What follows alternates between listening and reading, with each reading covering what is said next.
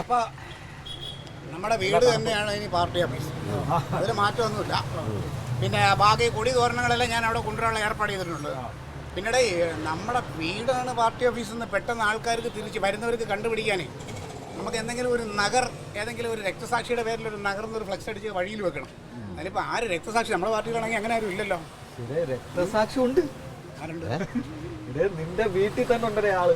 എന്റെ വീട്ടില തങ്കത്തിന്റെ അച്ഛൻ വീരഭദ്രൻ നായർ അവിടെ ഫോട്ടോ ഇരിക്കുന്നുണ്ട്. അതിനകത്തൊരു ഒരു ഹാരമൊക്കെ തൂക്കിയ രക്തസാക്ഷി ആയിട്ട്.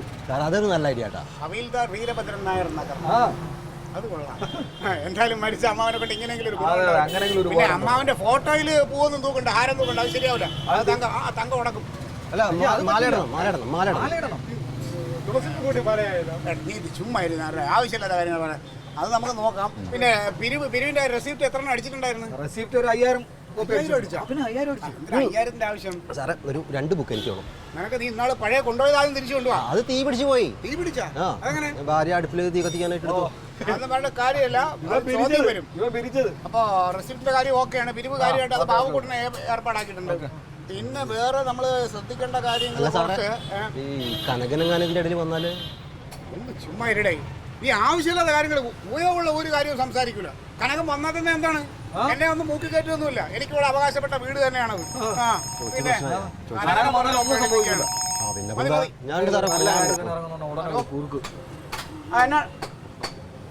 മണിയാശാനോ എപ്പോ?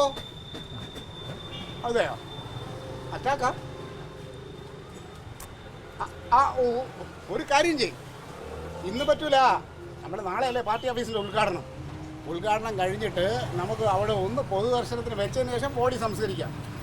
ഇന്നിപ്പോൾ ഏതെങ്കിലും ഫ്രീസറിൽ കയറ്റി വീടേ ഇതൊക്കെ അറിഞ്ഞുകൂടെ? നീ പറഞ്ഞു തരണോ? മണിയാശാൻ പഴയ നമ്മുടെ ഒരു അനുഭാവി തന്നെയാണ്. അങ്ങനെ ചെയ്യാം. എന്ന് വെച്ച് കഴിഞ്ഞാൽ പാർട്ടി ഒരു പൊതുദർശനത്തിന് ഒരു ബോഡിയൊക്കെ കിട്ടിക്കഴിഞ്ഞാൽ പാർട്ടി ഓഫീസിന് ഒരു ഗമയാണ്. മാത്രമല്ല ഭയങ്കര ഐശ്വര്യം എന്നാണ് പറയണത്. അതുകൊണ്ട് നീ വിടരുത്. പിന്നെ എങ്ങനെയെങ്കിലും ഫ്രീസറിൻ്റെ ചിലവ് നമുക്ക് കൊടുക്കാം. ഫ്രീസർ കയറ്റി നാളെ നമ്മുടെ പാർട്ടി ഓഫീസിൽ വെച്ച് ഒരു പൊതുദർശനം. അത് കഴിഞ്ഞ് ബാക്കി പരിപാടി. ഓക്കെ, ശരി. മണിയാശാൻ പോയി നമ്മുടെ പഴയ നേതാ. അപ്പൊ ആ ഒരു പൊതുദർശനത്തോടു കൂടി നമ്മുടെ പാർട്ടി ഓഫീസിന്റെ പ്രവർത്തനങ്ങൾ ഗംഭീരമാകും. അപ്പൊ എല്ലാം ഓക്കെ അല്ലേ? മറ്റു പ്രശ്നങ്ങളൊന്നുമില്ല. ഓരോരുത്തരെ ഏൽപ്പിച്ച കാര്യങ്ങൾ കൃത്യമായിട്ട് ചെയ്യാൻ, തോരണത്തിന്റെ കാര്യങ്ങൾ എല്ലാം. അപ്പൊ ഇതിന്റെ പൈസ ആരാണ് കൊടുക്കുന്നത്? അങ്ങനെയാണെങ്കിൽ നമ്മുടെ പറ്റിൽ എഴുതിക്കോ.